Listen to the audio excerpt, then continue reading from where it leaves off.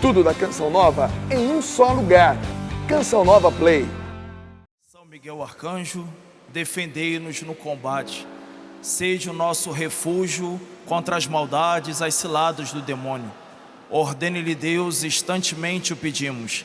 E vós, príncipe da milícia celeste, pela virtude divina, precipitai ao inferno a Satanás e a todos os espíritos malignos que andam pelo mundo para perder as almas. Amém. Rogai por nós, Santa Mãe de Deus. Em nome do Pai, e do Filho e do Espírito Santo. Amém. Boa tarde, Canção Nova! Que alegria estar unido a cada um de vocês que veio à Cachoeira Paulista, aqueles também que estão nos acompanhando pelas redes sociais e também pela TV. Me unir a vocês para louvar ao Senhor, para exaltar o seu nome. E hoje coube a mim pregar um tema que chama muita atenção, porque o Papa Emérito Bento XVI, quando ele estava exercendo o seu pontificado, e na terceira visita dele para a Alemanha, sua terra natal, ele deixou uma palavra que dizia que estava sintetizando a vida dele naquela ocasião. Ele dizia: onde há Deus, há futuro. Pode repetir comigo: onde há Deus, há futuro. O tema da nossa pregação agora é esse: onde há Deus, há futuro feliz. Só que aí, quando a gente começa a pensar no futuro, é difícil a gente não se esquecer de que muitos têm se amedrontado do futuro. Muitos têm medo daquilo que está por vir. Muitos são os que têm se aterrorizado com o dia de amanhã. E aí o Senhor, através desta palavra profética, Ele está querendo nos livrar de todos os temores, amém? O Senhor quer nos livrar de todos os temores. Por quê? Porque a nós não foi dado um espírito de escravos para nós recairmos no medo, diz São Paulo, mas nos foi dado um espírito de filhos adotivos, que nos faz clamar: Abba, Pai. Por isso, meus irmãos, essa palavra agora, ela quer exorcizar, quer lançar fora, quer destruir em nós o medo. Para quê? Para que possamos nos lançar para frente de forma destemida, corajosa. Muitas vezes nós pedimos a Deus paz, e nós vamos entender que a paz bíblica, ela não é ausência de guerra, mas a paz, ela é uma coragem. A paz, ela é uma destreza, é uma força, é um ímpeto, é um impulso. Porque a paz que Jesus vem nos dar, em nada tem de semelhante ao que o mundo oferece. Porque a paz que o mundo oferece é uma paz de sossego. Propõe, né? O mundo nunca consegue dar. Ele propõe a paz como sossego, como ausência de conflitos. Mas essa paz é uma utopia, não existe. Agora, a paz do Senhor faz com que nós tenhamos as nossas mãos adestradas para o combate. Quem aqui tem combatido? Quem aqui tem levado uma vida de combate? O bom combate. Muito bem, glória a Deus. Então, a vida do cristão é uma vida de combate. E muitas vezes somos tentados o quê? A nos dar por vencidos. Nós deixamos o cansaço nos tomar, nos envolver de um modo que a gente termina abaixando a guarda. A gente abaixa a guarda e não prosseguimos. Quantos são os que ficaram pelo caminho? Mas deixa eu dizer uma coisa a você que está aqui, ou que está nos acompanhando pelas redes sociais e a TV Canção Nova. Você, meu irmão, minha irmã, você é um eleito, você é uma escolhida. Antes mesmo da sua existência, Deus, Ele te conhecia e Ele te chamava já pelo nome. Significa que antes mesmo de você ser concebida no ventre da sua mãe, Deus já havia te vocacionado. E quando nós conhecemos a nossa vocação, quando nós conhecemos o nosso chamamento, a gente prossegue. Fica pelo meio do caminho aquele que desconhece, ignora a sua vocação, o seu chamado. E nós somos chamados por Deus a sermos seus filhos. Olha, ultimamente os papas, eles têm insistido muito em dizer que há muitos batizados não evangelizados. Ou seja, há muitos batizados vivendo como pagãos. Há muitos batizados que desconhecem que são filhos, que ainda não descobriram a Deus por Pai e vivem uma orfandade. Vivem neste mundo como se não tivesse em quem eles pudessem se apoiar, como se não tivessem ninguém por eles, eles estivessem aqui sozinhos, e por isso terminam levando a vida neste mundo a se arrastar nas inquietações, nas aflições, nas angústias, nas inúmeras preocupações. Eu queria convidar você a pegar o texto bíblico, Mateus, capítulo 6,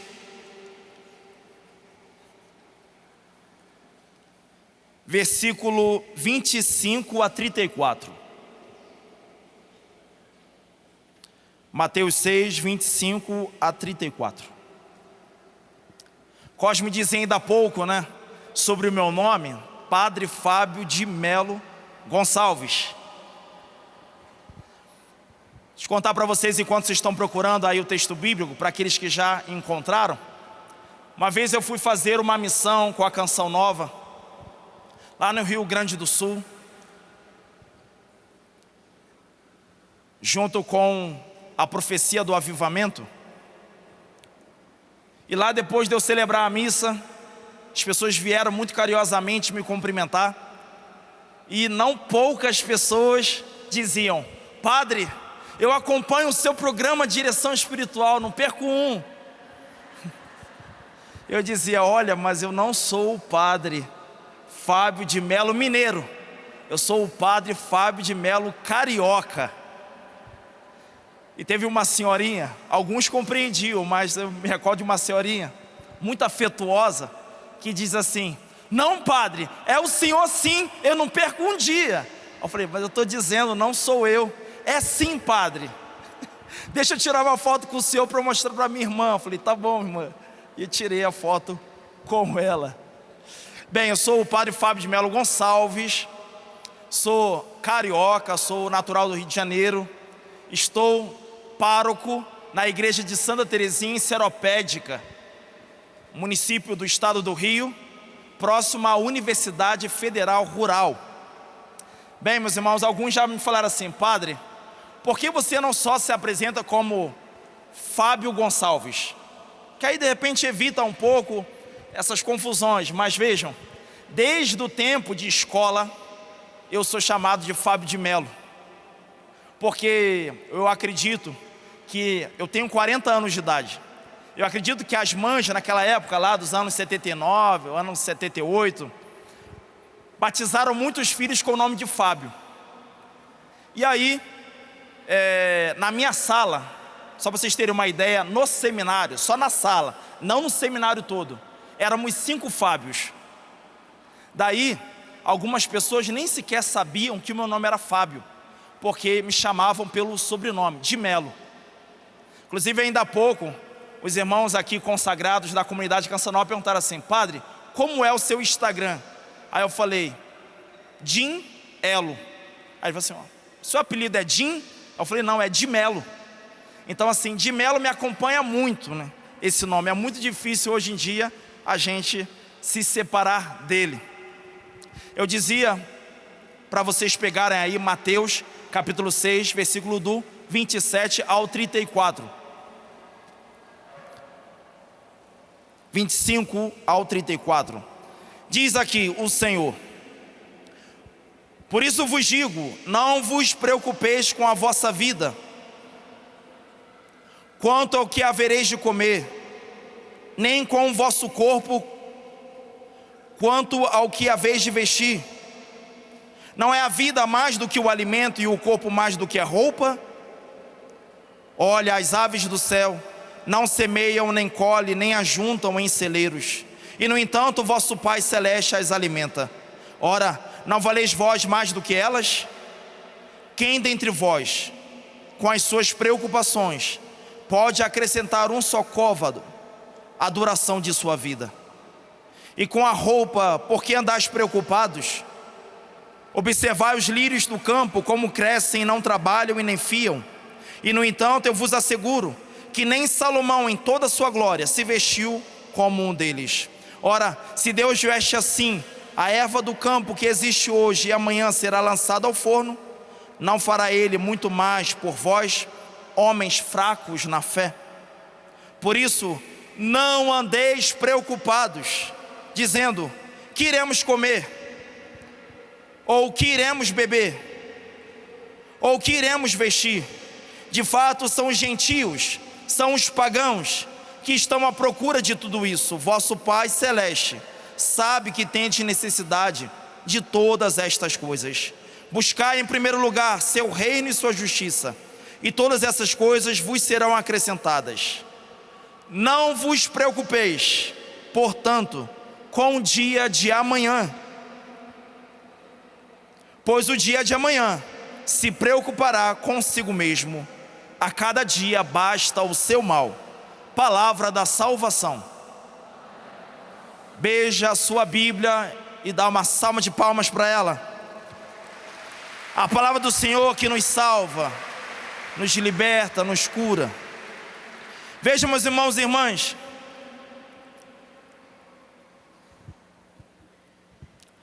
a palavra de hoje vai falar: não vos preocupeis com o dia de amanhã, não vos preocupeis com o futuro, não vos preocupeis com o que ireis comer, com o que ireis vestir, com o que ireis beber. Estas coisas se preocupam os pagãos, ou seja, aqueles que ainda não descobriram a Deus por Pai, aqueles que pensam serem órfãos, que não tem ninguém por eles, e por isso tem que se virar. Você não tem que se virar,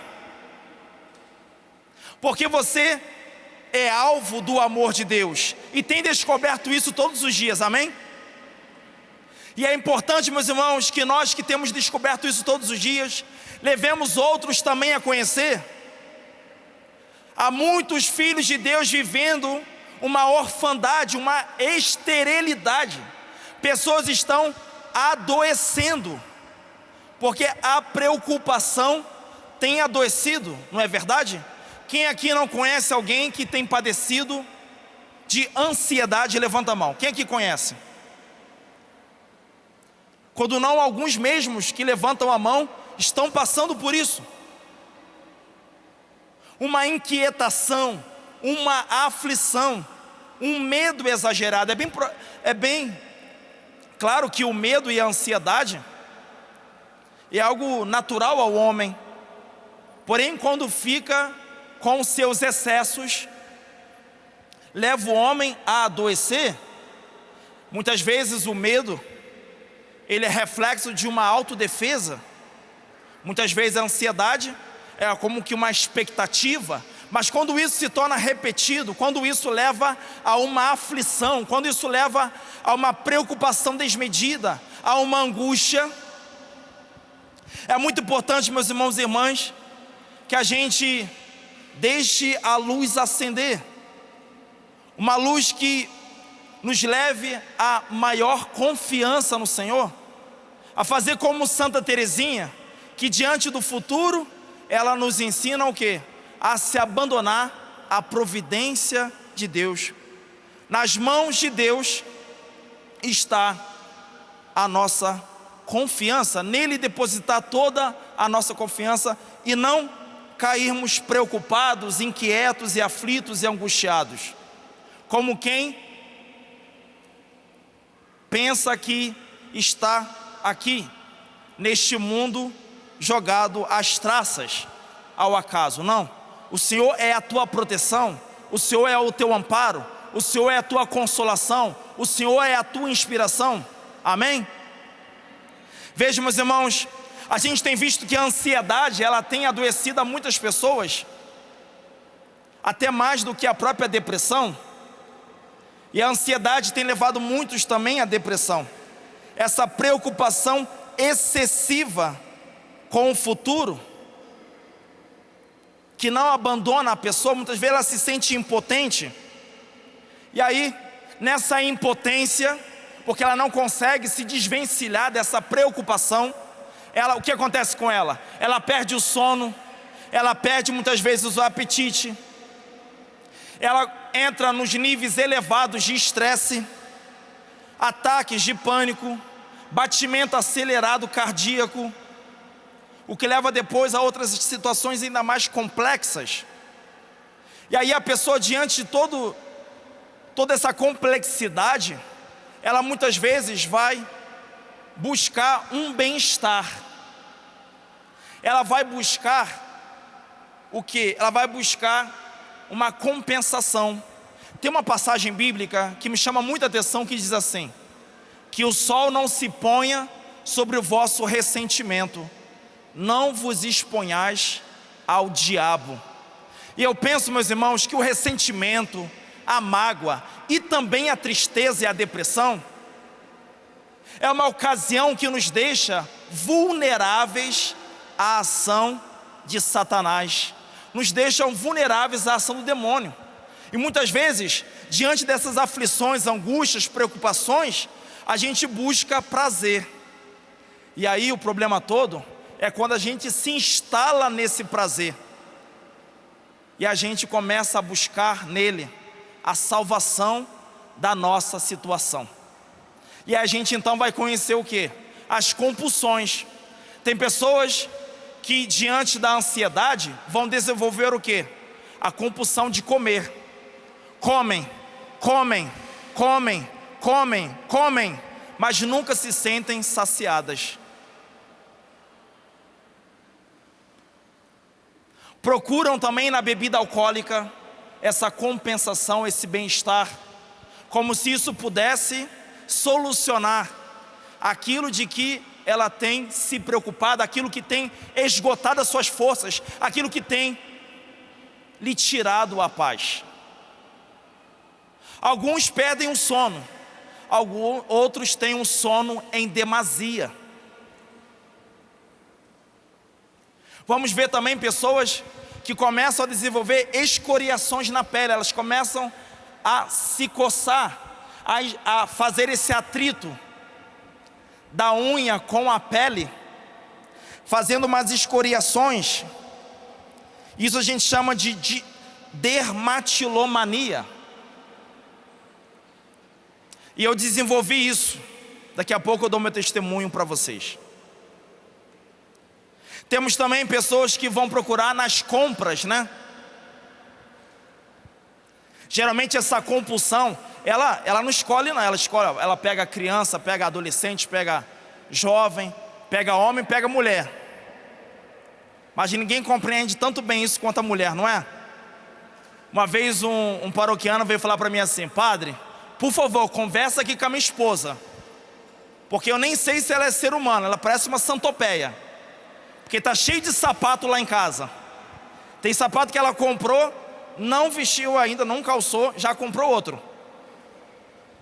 Veja, meus irmãos e irmãs, como é importante a gente estar atento, porque às vezes vamos buscar nas compras, compramos e sentimos um prazer. É bem verdade que as compras dão um prazer, porém não preenche o vazio, não é resposta a essa ansiedade. Só Jesus é resposta à ansiedade. E Santa Teresinha vai falar que só a confiança em Jesus é que pode tirar essa intranquilidade que se instala muitas vezes no nosso coração. Por isso, meu irmão, minha irmã, eu queria convidar a você a identificar quanto a ansiedade tem levado muitos a compensações, levado muitos a essas compulsões, como também do próprio sexo. Pessoas que enveredam por um caminho de promiscuidade muito grande.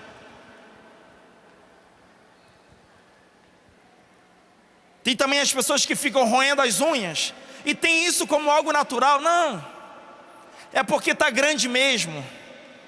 Mas elas não se sujeitam que alguém as corte, porque elas sentem prazer em roer as unhas. Dá uma olhadinha aí na unha da pessoa que está do seu lado. Vê aí, vamos verificar. Vamos fazer um diagnóstico para ver se essa pessoa é ansiosa. É bem verdade, irmãos, que nem todo mundo que sofre de ansiedade rói as unhas. Nem todo mundo que sofre de ansiedade desenvolve compulsões. Mas olha, quase sempre andam muito juntas. Tem alguém aí que rói as unhas? Quem vai se não denuncia o irmão não, tá? Mas você pode se denunciar. Padre, eu, padre, fico ansioso, fico com medo, estou logo roendo. Há outros que começam a arrancar os cabelos. Os que estão carecas não é porque arrancaram não, né? Caiu natural. Vejam, meus irmãos,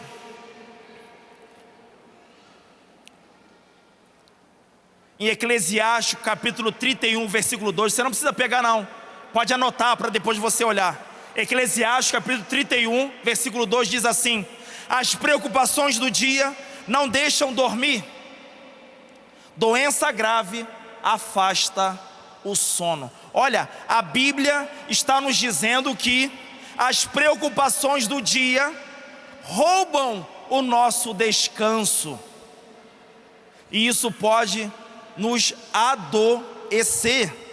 A gente vê, meus irmãos, que a velocidade acelerada em que o mundo globalizado funciona acaba afetando de maneira negativa a vida de muitas pessoas. Hoje uma das grandes compulsões é a internet, são as redes sociais. A pessoa se refugia ali no celular, se refugia nos jogos eletrônicos também. Parece que está tudo normal, a gente lida isso com muita naturalidade. Mas isso tudo, essas compulsões todas, está afetando a nossa vida afetiva, está atingindo a nossa vida social, a nossa vida profissional, a nossa vida acadêmica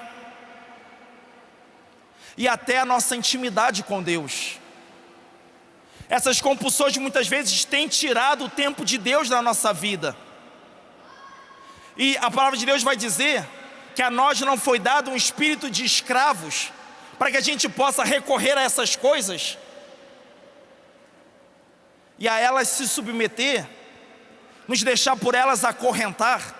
Por isso eu profetizo que nesta tarde o Senhor está libertando muitas pessoas da ansiedade, do medo, de aflições, de preocupações desmedidas. Eu profetizo o nome de nosso Senhor Jesus Cristo, que muitas pessoas serão libertas nesse acampamento de compulsões que as têm escravizado, que as têm atormentado, levando-as a levarem uma vida a se arrastar. O Senhor agora está erguendo pessoas, o Senhor está levantando suas cabeças para uma vida de liberdade, para uma vida de filho e de filha de Deus. O Senhor está revelando mais uma vez a tua identidade. Tu não és escravo, és filho, filho adotivo, filho muito amado. Filho adotivo significa filho escolhido, filho eleito. Por isso eu profetizo em nome de nosso Senhor Jesus Cristo, muitas pessoas que estão paralisadas, pessoas que não conseguem progredir com suas vidas, pessoas que não conseguem se desenvolver na intimidade com o Senhor, não obstante todo esforço, não obstante todo empenho, pessoas que têm se arrastado para irem à igreja, para receberem os sacramentos, pessoas que dia após dia têm desanimado, têm vivido um declínio na sua vida espiritual. O Senhor agora envia o seu Espírito, e o seu Espírito em plenitude, para que aqueles que estão enfermos recuperem a saúde, para aqueles que estão tristes sejam revestidos de uma alegria que não está sujeita às circunstâncias, uma alegria que os torna corajosos, uma alegria que os torna destemidos, uma alegria que os torna pessoas cheias de paz, de serenidade e que sabem lidar com as dificuldades, com muita confiança de que ao final Deus sempre triunfará. Você que está comigo pode levantar a sua mão direita e dizer: eu tomo posse desta profecia que está sendo liberada sobre a minha vida e sobre a minha casa. O Espírito Santo é o meu guia, é a fonte da verdadeira alegria, porque os homens podem fazer festa, euforia, mas a alegria, ela só vem do Senhor. E é desta alegria de que a minha vida e a de minha casa tem necessidade. E a esta alegria eu me abro, porque ela não me aliena. Essa alegria não me anestesia. Essa alegria me faz forte, me faz guerreiro, me faz valente, me faz cheio de paz, mesmo nas situações, nas circunstâncias adversas. Por isso eu afirmo que eu estou auxiliado por São Miguel Arcanjo e a bem-aventurada Virgem Maria. Nenhum exército poderá contra mim, nada tirará a minha paz, a minha tranquilidade, porque eu sei em quem eu tenho colocado a minha confiança.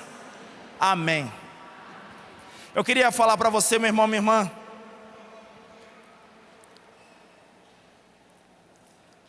que muitos de nós corremos o perigo de não usufruir do que Deus está fazendo hoje, porque sempre estamos na expectativa do que Deus vai fazer amanhã. Isso é um perigo muito grande. A gente deixar de desfrutar o que Deus está fazendo para nós hoje, o que está fluindo de Deus para nós hoje, porque ficamos numa expectativa muito grande daquilo que virá amanhã. É como que nós desprezássemos a mesa que Deus arrumou, o banquete que Ele arrumou hoje, e tivéssemos voltados apenas por aquilo que Ele vai colocar na nossa mesa só amanhã. A ansiedade faz isso, o medo do futuro faz isso. A gente fica numa expectativa, existe uma expectativa boa. Essa expectativa boa, ela não nos aliena. Essa expectativa boa não nos desinstala da realidade. Não, eu estou aqui, ó. Eu estou ligado aqui. Essa é a expectativa boa. E eu posso me maravilhar com o que vem pela frente. Agora existe aquilo, meus irmãos, que nos rouba o presente. Já parou para pensar que aquilo que antes era um futuro desejado está sendo hoje, só que você não está aqui presente? Já parou para pensar que um futuro muito desejado, trabalhado por você, construído por você, agraciado por Deus, hoje está diante de você? E isso de repente não é o suficiente, porque você está projetado lá para o que ainda vai vir e nem sabe se virá. Esperar por um futuro que nunca vai acontecer é muito frustrante. Quanto esperar por um futuro que, quando chegar, não vai nos encontrar presentes. Já parou para pensar que há coisas que você está vivendo hoje, que você desejou por amor, e talvez você pode estar usufruindo plenamente delas porque já está pensando no próximo?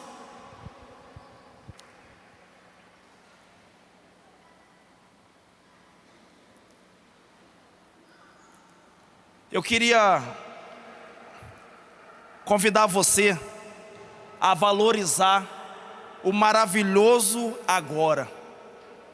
Existe um maravilhoso agora. Repete comigo: existe um maravilhoso agora.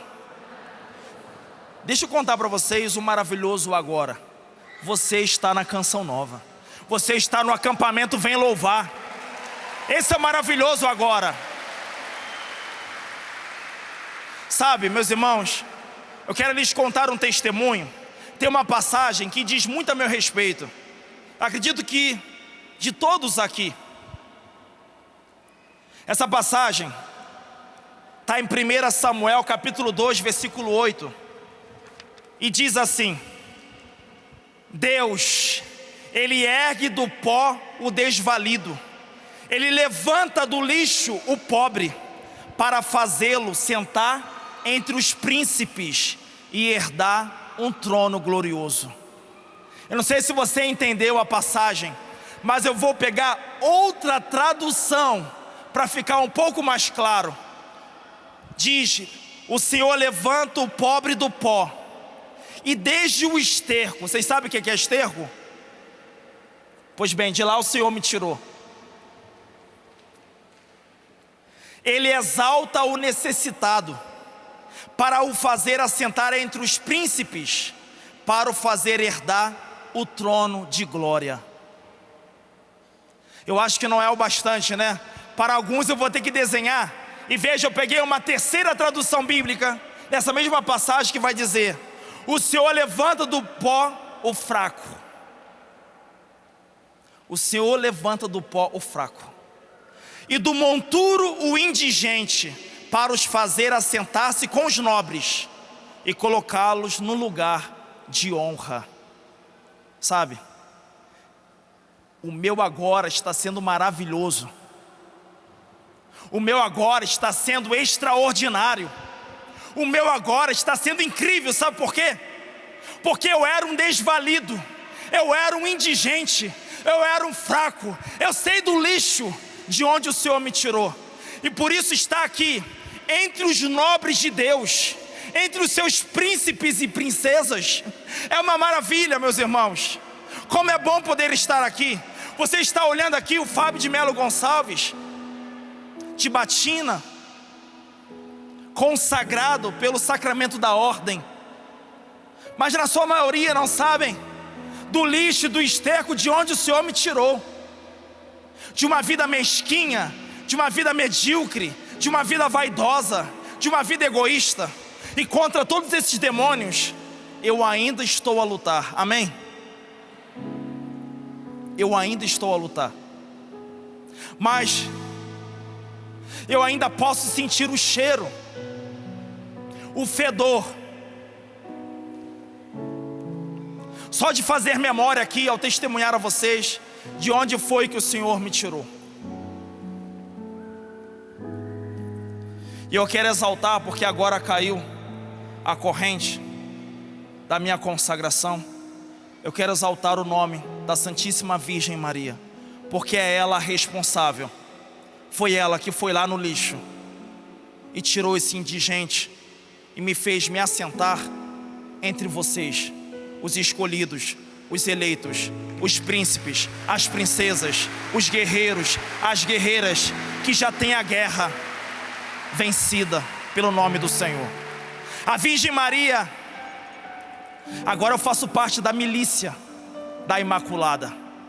A Virgem Maria que foi lá e me tirou. Veja, meus irmãos e irmãs, eu sou o filho caçula de 5 irmãos. Sou o caçula. O meu pai é pernambucano, de Recife. A minha mãe é sergipana, de Aracaju. Os dois se conheceram dentro do avião, vindo morar no Rio de Janeiro. Ela morar com a família dela e ele vindo desbravar a cidade do Rio de Janeiro com a sua profissão. E aí trocaram bilhetes dentro do avião. Ele foi visitar minha mãe na casa da família, a tomou por namorada, se casou, teve os 5 filhos, do qual eu falei, sou caçula. E eu cresci ouvindo muito meu pai e minha mãe, aprovando e reprovando os meus irmãos. Então eles iam dizendo: olha, teu irmão Sérgio fez bem, porque fez assim. Olha, a tua irmã fez mal, porque... E aí eu fui crescendo ouvindo aquilo. Criou-se em mim uma expectativa muito grande de corresponder aos meus pais. Então, eu tentava moldar a minha vida de acordo com a expectativa do meu pai e da minha mãe, a fazerem tudo à vontade deles. E com isso eu me tornei um mentiroso dentro de casa. Me tornei um vaidoso, um que se sentia melhor do que os outros. Porque eu era paparicado não só pelos meus pais, mas também pelos meus próprios irmãos, dos quais muitas vezes eu me sentia deles superior. E por que, padre, você se sentia deles superior quando era criança? Porque muitas vezes eu ouvia do meu pai assim: Fabinho não vai errar desse jeito. Fabinho não, esse meu filho só vai trazer orgulho. E aí eu não queria desapontá-los. O pessoal fala que vida de caçula é fácil, mas não é não. É desafiador, se não tem um auxílio de Deus. Eu me deixei enveredar então por uma necessidade muito grande de chamar a atenção, de ser amado. E o problema, sabe o que? É que eu comecei a transferir isso para a rua. Então na rua eu queria também chamar a atenção, eu queria ser amado, eu queria ser o melhor. Então aquilo que sempre me propunha, eu estava ali sujeito a fazer. Me tornei um escravo, um mendigo de amor, um mendigo de atenção, um mendigo de notoriedade. Eu entrei no seminário com 16 anos de idade. Fiquei 8 anos no seminário. E depois eu abandonei o seminário. Sabe por que eu abandonei? Porque do lado do seminário levantaram uma grande unidade universitária. E eu passava perto dessa universidade e via os jovens rindo, gargalhando, se alcoolizando. Eu via os jovens namorando, com roupas indecentes. E aquilo mexeu muito com a minha cabeça, porque eu comecei a pensar: eu não tenho essa alegria que eles têm.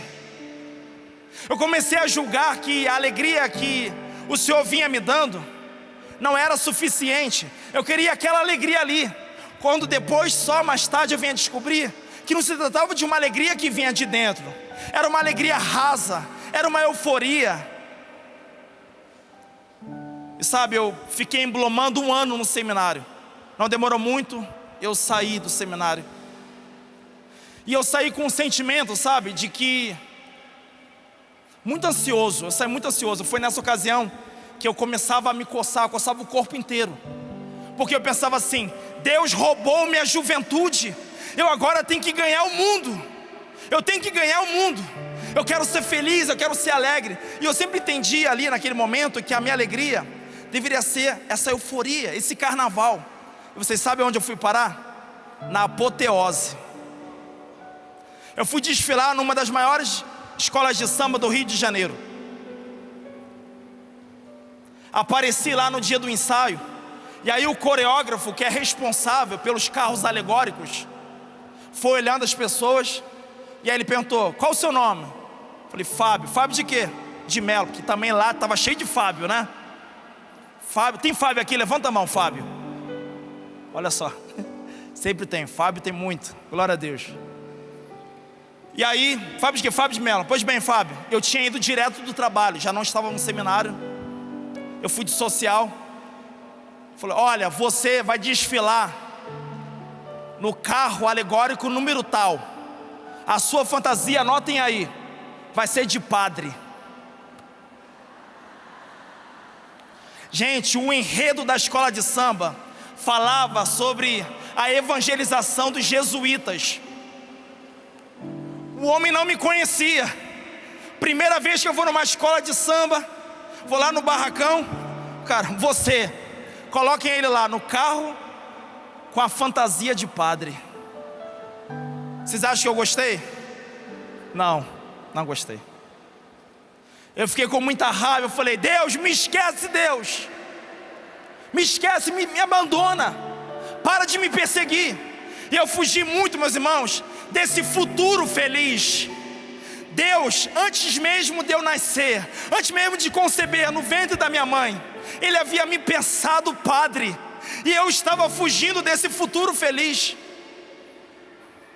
Eu conversei com alguns, eu não conhecia muita gente na escola de samba. Eu cheguei lá na escola de samba assim, de encherido. Porque como eu falei para vocês, eu queria ganhar a vida, a qualquer custo. E Jesus, ele já havia nos alertado, né? Quem procura ganhar a vida vai perdê-la, mas aquele que a pede por amor a mim, ao Evangelho, vai ganhá-la. E aí, meus irmãos, passado 2 semanas, eu levei roupa para trocar, porque o ensaio me fez suar muito. Eu fiquei aquela roupa social toda suada. Então eu levei na mochila uma roupa para trocar, fui para o ensaio. E aí o coreógrafo passou por mim e falou assim: ei, você, aonde foi que eu te coloquei? Falei: você me colocou no carro número tal, de padre. Ele: não, tá faltando índio. Você agora vai ser índio. O que vocês acham? Eu gostei ou não? Sim. De padre a índio. Eu falei: agora sim. E aí eu gostei, porque ia ser menos roupa. Mas ele falou assim: olha, vai ter que malhar mais o ombro e o braço, hein? Porque sabemos que muitas vezes tem aquela exposição de corpo, aquela sensualidade toda. E eu estava aberto a isso, eu queria isso. Vocês sabem, meus irmãos, que inclusive a Rede Globo fechou assim, ó, em mim, desfilando no carro alegórico. E não parou aí. Eu vou terminando esse testemunho dizendo a vocês que eu fui crescendo dentro da escola de samba. E eu falei: agora eu quero aprender a sambar. Eu quero aprender aquele gingado malandro. E eu fui, aprendi a sambar. E aí me disseram assim: olha, não sei se você prefere desfilar em carro alegórico, mas você tá sambando bem. Você pode vir como passista, perto da rainha de bateria. E eu falei: como dizer não? Ótimo. E eu fui passista dessa escola, do grupo especial, por um tempo, sambando, com aquela ginga, aquela malandragem. E quando nós visitávamos outras escolas de samba para fazer um show de samba, não poucas pessoas falaram assim para mim: enquanto você sambava, eu via o malandro, uma entidade do candomblé.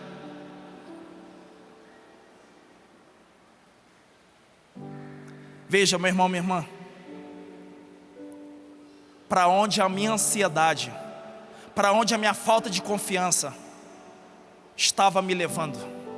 Para uma vida de muitos excessos, de promiscuidade, de sensualidade, de vaidade, de exposição, de falta de amor, de mediocridade. E eu ali querendo ser o centro das atenções. E o Senhor, Ele me tirou, porque eu pude ver que o mundo, embora faça festa, ele não podia dar aquilo de que meu coração estava reclamando. E meu coração, e o teu também, e daqueles que estão em casa, reclama por Deus. O nosso coração anseia por Deus. Por isso convido você a ficar de pé.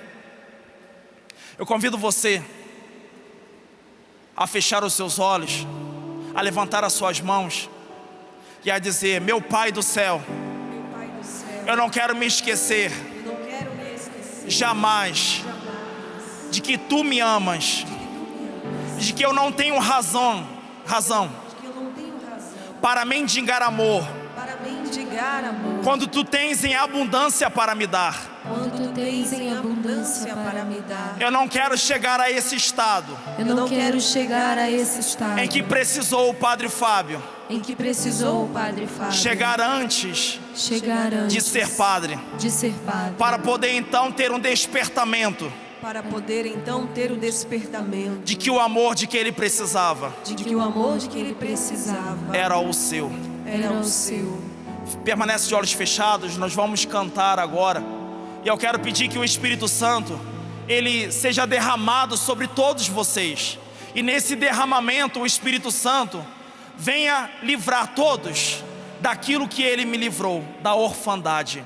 Que o Espírito Santo agora caia sobre o teu coração, dando a você uma alegria transbordante, uma alegria plena, que jamais o faça voltar à mendicância, a necessidade de chamar a atenção, a necessidade de se expor, a necessidade